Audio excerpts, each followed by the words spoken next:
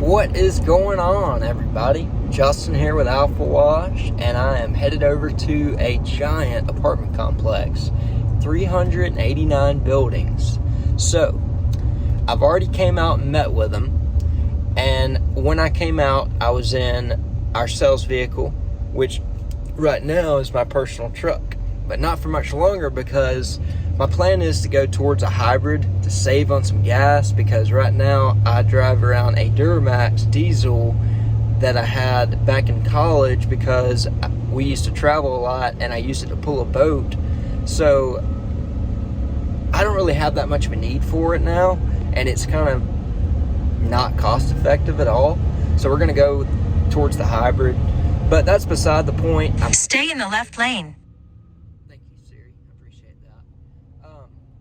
We're headed over though, and At the next light, turn right. we're going to be doing a demo for, we've already came out and looked at it. So they got some red clay stains on their concrete, and it's the breezeways. So At the light, turn right onto Rossbridge Parkway. 389 buildings, and every building has 3 stories of concrete breezeways that we're going to need to be cleaned. So in the past, when they've got this cleaned, they said that they weren't happy with the results. So I came out and looked at it when I drove my truck out, and I said, okay. In 4.2 miles, turn left onto Melton Road.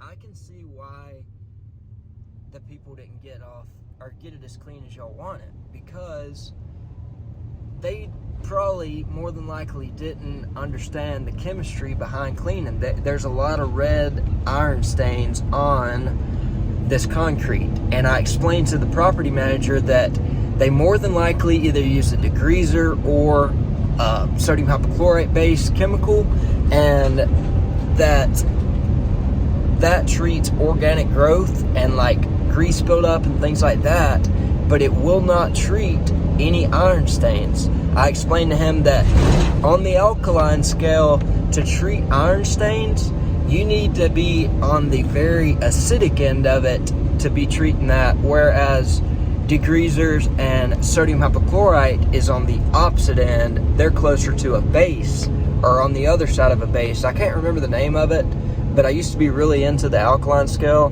I won't say really into it, but it was very interesting to me when I started looking at it. And it's super simple to understand what chemicals you need to get off what stains, different types of stains, when you understand the alkaline scale. So I'll see if I can find a link to the alkaline scale, and I'll tag it down in the description of the video. But the alkaline scale, so I'll find an example that's got all the different chemicals on it. So it'll show you where acids are on the alkaline scale. It'll show you where caustic degreaser's at. It'll show you everything. It'll show you mild soaps.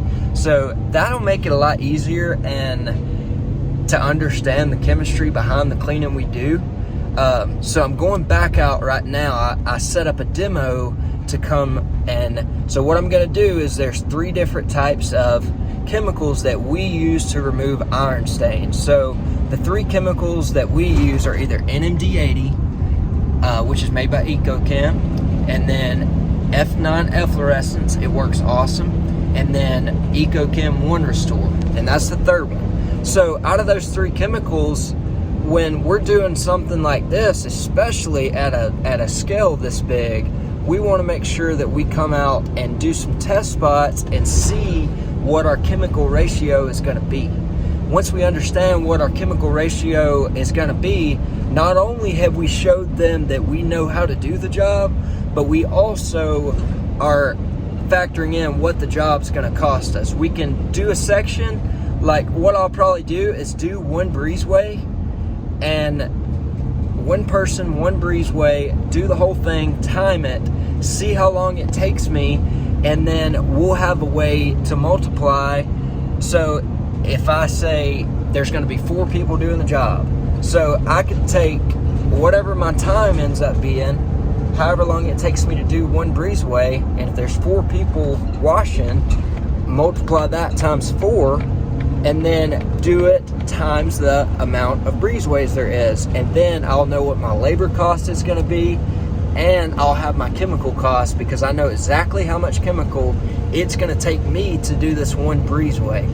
And after I understand exactly how much chemical it's going to take and exactly how much manpower or how much labor it's going to cost me, then I know exactly what I need to price the job at to profit the amount that we want to profit.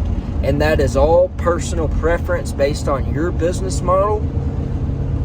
Don't go looking for an answer from somewhere else. This is a mistake I made in the past. This is something that you need to take time, sit down and think about, and don't look at it in a stressed out way. Don't let it stress you out. Just look at it and detach from it. Detach your emotions from the situation.